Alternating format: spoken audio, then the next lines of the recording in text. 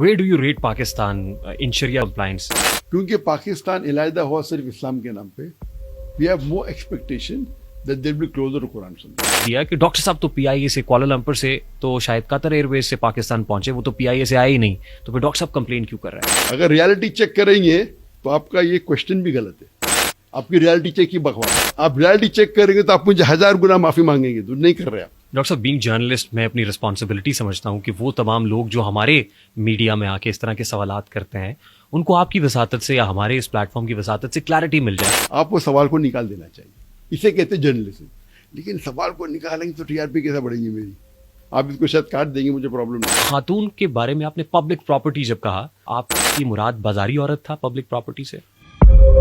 Doctor Zakir Naik कह रहे हैं कि यूट्यूब से जो कमाई है वो हराम है। डॉक्टर जाकिर नाइक तो खुद पीस टीवी रन करते हैं, उनके जो लेक्चर्स हैं वो सोशल मीडिया पे होते हैं। तो कौन सी कमाई हराम है और कौन सी हलाल है? आपका जरिए आमदन क्या है? मैंने मेरी वालदा से 15 लाख रुपए लोन लिए। चीटिंग भी लोग करते, कोई प्रॉब्लम नहीं। लोग ने मुझे चीट भी किए, सैकड़ों मिलियन दिरहम मेरा चीट किए। अगर मैं बिजनेस को लेके मेरा दावती काम कम हो तो वो नुकसान है।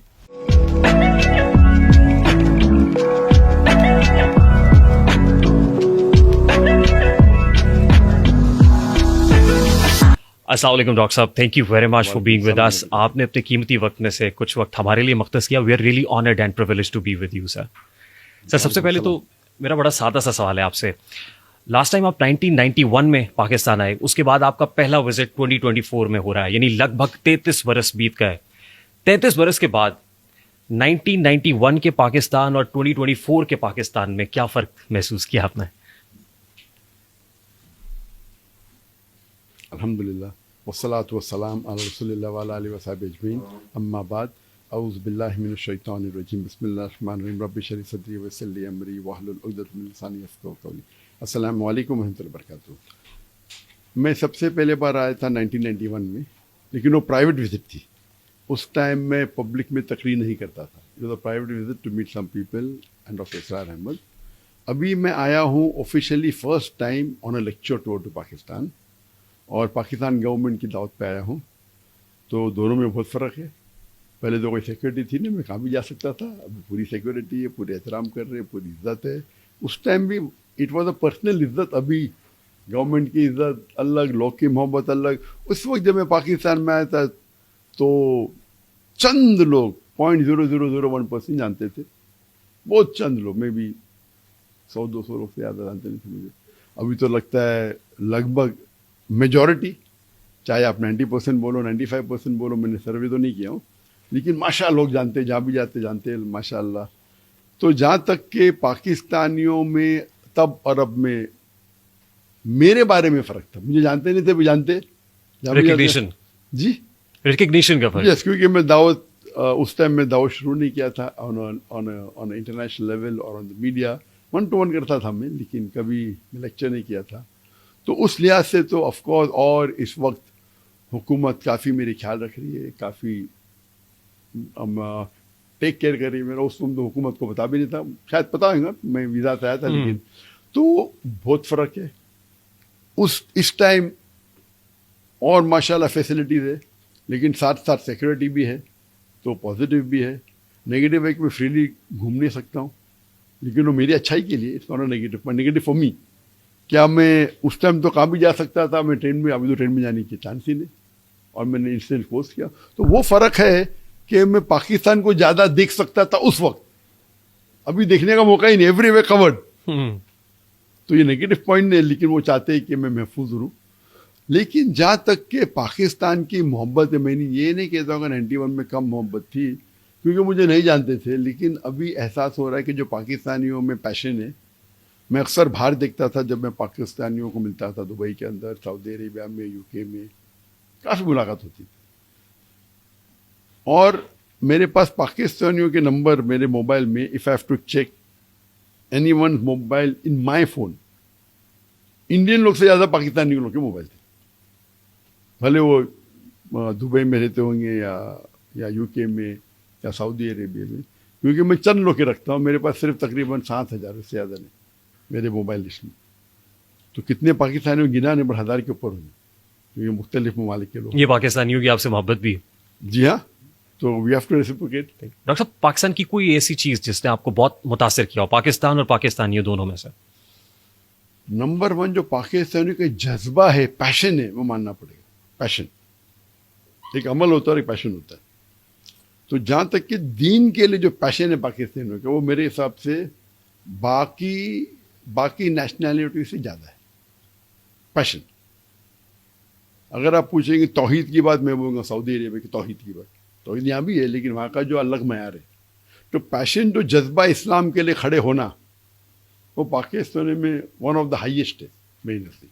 کوئی ایسی چیز جس کو دیکھ کے آپ کا دل بہت کڑا ہو، یعنی بہت دکھا ہو کہ یہ کیا ہو رہا ہے پاکستان میں؟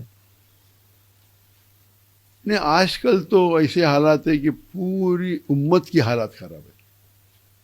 جتنے مسلم ممالک ہیں، کوئی بھی ایک ملک کو نہیں کہہ سکتے کہ یہ اسلام کی شریعت میں 100% ہے.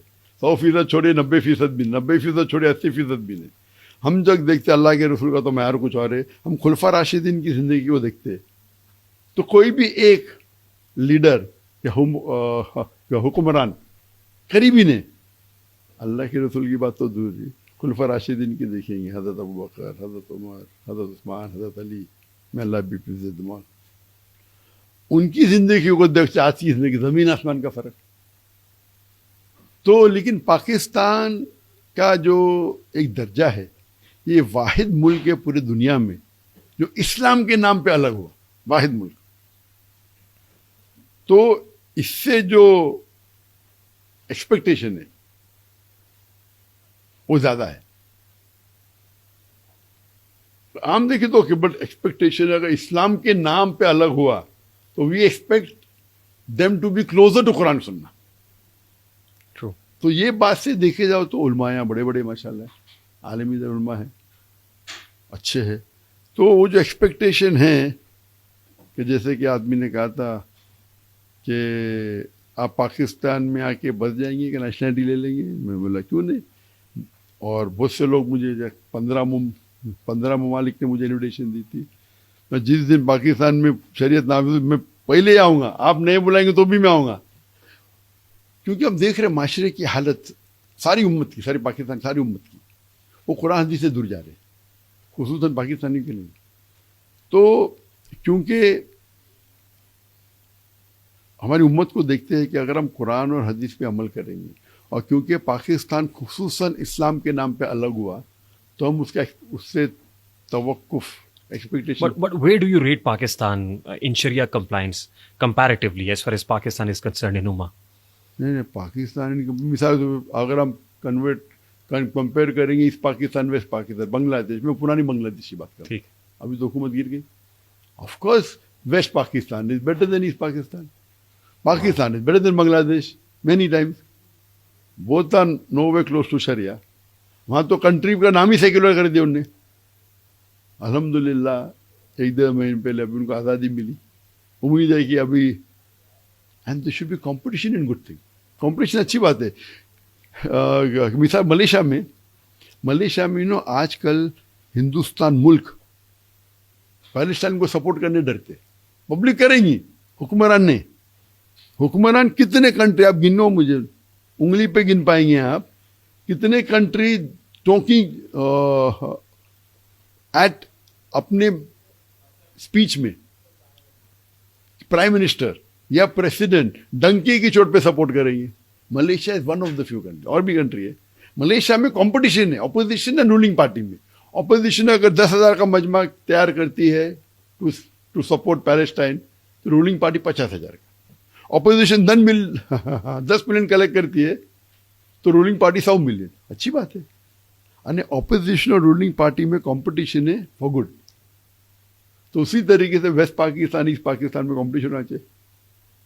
بنگلہ دیش ہے، خیر میں دے شوڈ بی کمپٹیشن. لیکن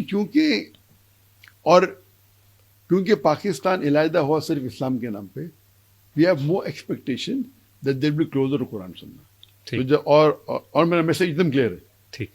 تو انشاءاللہ امید ہے کہ اور قریب ہے. ڈاکٹر صاحب جتنی زیادہ ریکگنیشن ہوتی ہے اتنے تنازعات بھی بڑھ جاتے ہیں. بالکل صحیح. پرسنالٹی کے ساتھ کنٹروورسیز جڑ جاتی ہیں. بالکل صحیح. میں نے آپ کو سنا پی آئی اے نے آپ کے ساتھ کیا کیا؟ آپ کی زبان اگر میں وہ تھوڑا سا سن سکوں کہ پی آئی اے میں ہوا کیا؟ آپ کا ڈائریکٹلی آپ کا انٹریکشن ہوا پی آئی اے سے؟ آپ آ رہے تھے؟ کیونکہ مجھے یہ پتا چلا کچھ نے جو ہے وہ ریالٹی چیک دیا کہ ڈاکٹر صاحب تو پی آئی اے سے کوالالمپر سے تو شاید قطر ایئر ویز سے پاکستان پہنچے، وہ تو پی آئی اے سے آئے ہی نہیں، تو پھر ڈاکٹر صاحب کمپلین کیوں کر رہے ہیں؟ آپ نے میری تقریر سنی ہی نہیں. ریالٹی چیک میں پہلے میں کیا کہتا ہوں سننا چاہیے. میں نے کبھی بولا میں آ رہا تھا؟ میں نے کہا میری اسٹاف ایکوپمنٹ. تو ریالٹی چیک میں پہلی بار وہ مقرر نے کیا کہ آپ کو چیک کرنا چاہیے، نمبر 1.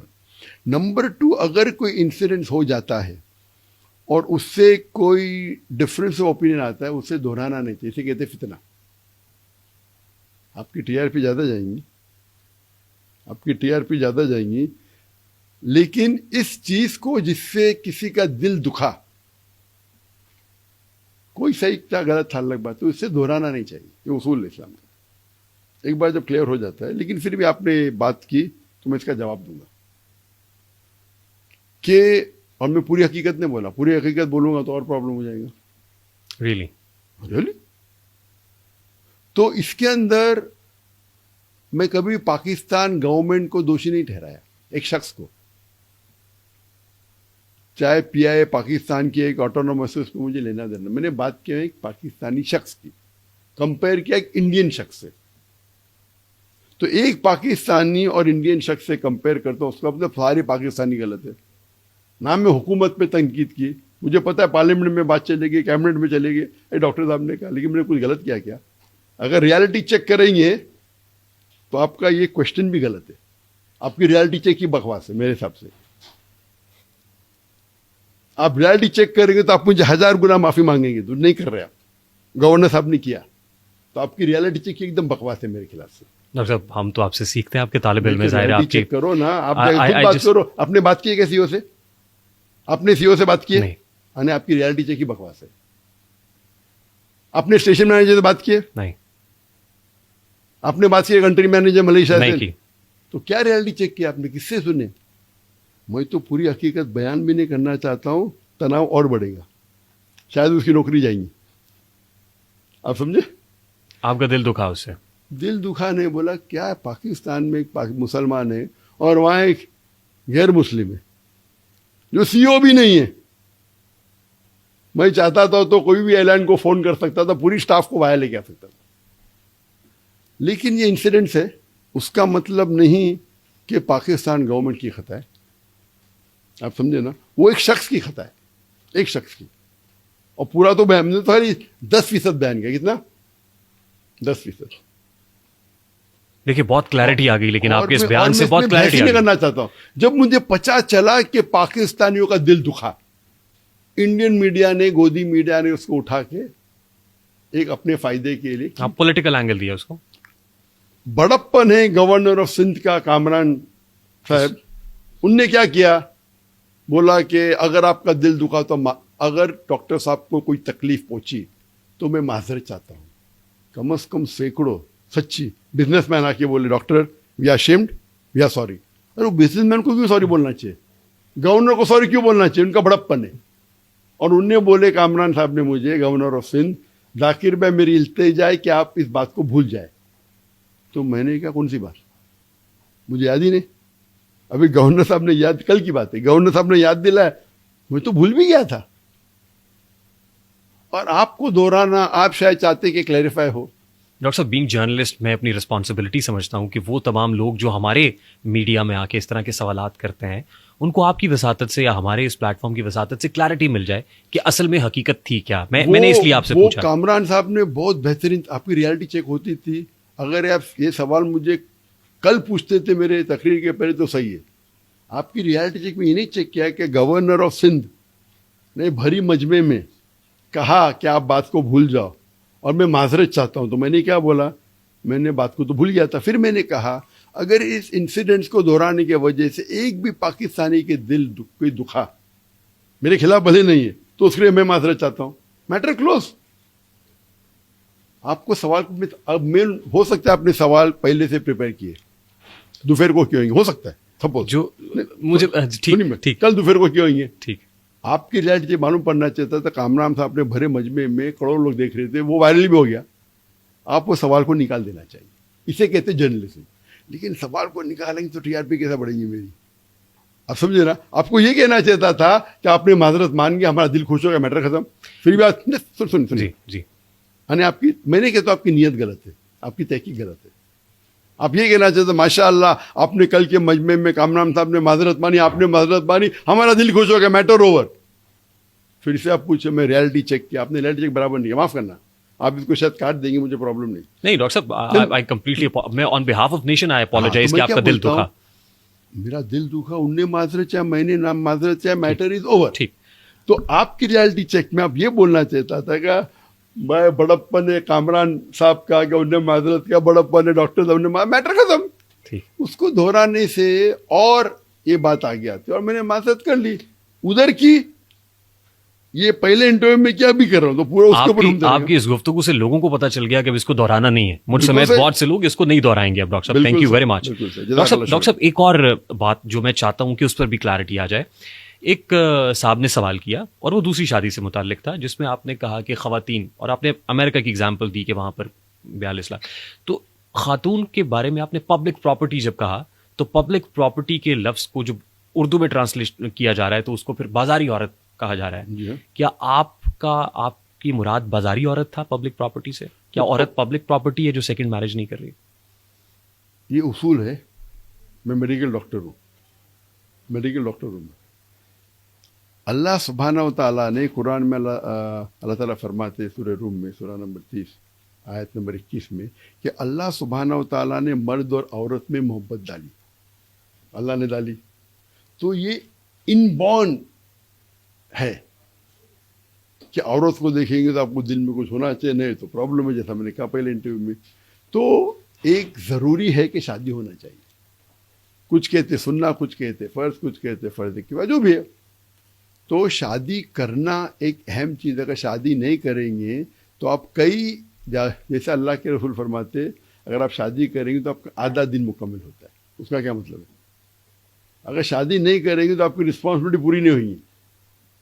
تو اگر مرد معاشرے میں کم ہے, عورت زیادہ ہے, تو کیا ہے, دو ہو سکتا ہے. ادھر آپ ایک ایسے مرد سے شادی کرو جس کی آلریڈی بیوی ہے, یا آپ شادی شدہ نہیں رہیں گے تو آپ کہتے ہیں کہ آپ کی کیا مراد ہے. اور مجھے پتا ہے کہ انڈین میڈیا, گودی میڈیا بولتا ہوں, گودی میڈیا مطلب, اور وہ گودی میڈیا کی عزت ہی نہیں انڈیا میں, اس کی TRP بھی نیچے ہو گئی. میں نے دیکھا کلپ کا ہیڈنگ پڑھا, میں اندر سننے کا ٹائم نہیں تھا, کہ ڈاکٹر ذاکر نائک سیز کہ انمینڈ وومن آر پبلک پراپرٹی. تو اس کا جواب یہ ہے کہ آپ دیکھیں گے, اور یہ امریکہ کی مثال تھی برابر. امریکہ میں آن ایوریج ان کی اسٹیٹسٹکس کہتی ہے ایک عورت 8 مردوں کے ساتھ سوتی ہے شادی کرنے کے پہلے. شادی کرنے کے بعد مجھے پتا نہیں. یہ کس کی اسٹیٹسٹکس ہے؟ امریکہ کی. 8. جو ایک ایوریج عورت امریکہ میں 8 مردوں کے ساتھ شادی کرتی ہے, اس کا کیا کہیں گے آپ اس کو؟ گھریلو عورت. میری اردو کمزور ہے, آپ مجھے مدد کرو, ایوریج کی بات کرو. شاید کوئی 20 سے کرتا, اس کو بازاری عورت کہیں. ایوریج مطلب عام عورت. ٹھیک. جو عورت 8 مردوں کے ساتھ سوتی ہے اسے کیا کہیں گے آپ اردو میں؟ نہیں, اگر میری اردو غلط تھی تو معذرت چاہتا ہوں. میں کہوں گا 8 آدمی کے ساتھ سوتی ہے, ان میں ایک بھی شوہر نہیں ہے, وہ بہت گھریلو عورت ہے, بہت اسلامک ہے. نہیں, تو کیونکہ کوشچن آنسر میں ہم ڈیٹیل نہیں دے سکتے. ٹھیک. جب میں ڈیٹیل بولوں گا تو گودی میڈیا بھی چپ بیٹھ جائے گی. اس لیے آپ نے کہا کہ ریپسٹ کو معافی مل جائے گی لیکن عورت کو معافی نہیں ملے گی میں نے کبھی اپنے لباس کی وجہ سے. میں نے کہا ریپسٹ کو, کبھی بھی نہیں کہا میں نے ریپسٹ کو معافی ملی. کہ اللہ تعالیٰ سے اگر معافی طلب کریں نہیں, معافی تو کس کو بھی ہوئی. ٹھیک. میں نے یہ نہیں کہا کہ عورت کو نہیں ملے گی اور ریپسٹ کو, تو بالکل غلط ہے. کون زیادہ دوشی ہے؟ وہ ریپسٹ. دونوں دوشی ہے. اگر ایک عورت برابر کپڑے نہیں پہنتے اور کوئی ریپ کرتا ہے تو دوشی دونوں ہیں, لیکن مرد زیادہ ہے, اس میں کوئی دورہ ہی نہیں. ٹھیک. میں نے کبھی بھی نہیں کہا کہ ریپسٹ کو. ہاں, اگر کس نے استغفار کیا تو اللہ دونوں کو معاف کریں گے, اگر صحیح طریقے سے استغفار کیے. جہاں تک کہ بازاری عورت کا ہے, وہ ایک ٹرمنالوجی ہے کہ عورت کو ضرورت ہے, آدمی کو بھی ضرورت ہے. آدمی بھی شادی نہیں کروں گا تو بازار آدمی بن جائے گا, آپ سمجھے نا. اسے میں آدمی بھی شادی نہیں کریں گا وہی سوئیں گا, آپ سمجھے نا. جی. تو آدمی بھی نئے شادی کرے گا تو سیم ہوئے گا, ٹھیک. صرف عورت کے لیے. ڈاکٹر صاحب میرے پاس وقت بہت کم مجھے ملا ہے اور میں چاہتا ہوں افیکٹولی یوٹیلائز کروں. لاسٹ کپل آف کویشچن, صرف لاسٹ آخری اختصار سے 2 سوال کروں گا. میرے جو ڈیجیٹل کریٹر ہیں خاص طور پہ پاکستان کے, بہت پریشان ہیں. وہ کہتے ہیں ڈاکٹر ذاکر نائک کہہ رہے ہیں کہ یوٹیوب سے جو کمائی ہے وہ حرام ہے. تو وہ جو ڈیجیٹل کریٹرز ہیں ان کو سمجھائیں کہ ڈاکٹر ذاکر نائک تو خود پیس ٹی وی رن کرتے ہیں, founder of peace T V ہیں, اور وہ خود ان کے جو لیکچرز ہیں وہ سوشل میڈیا پہ ہوتے ہیں. تو کون سی کمائی حرام ہے اور کون سی حلال؟ تو میں نے کہا یوٹیوب سے ایڈ کی کمائی, اور اکثر یوٹیوب کی کمائی ایڈ کی ہوتی ہے. جی. They can be other thing. اگر آپ بولے میں یوٹیوب کے لیے کوئی بناتا ہوں اور ڈاکیومنٹری کس کو بیچتا ہوں, بالکل جائز ہے.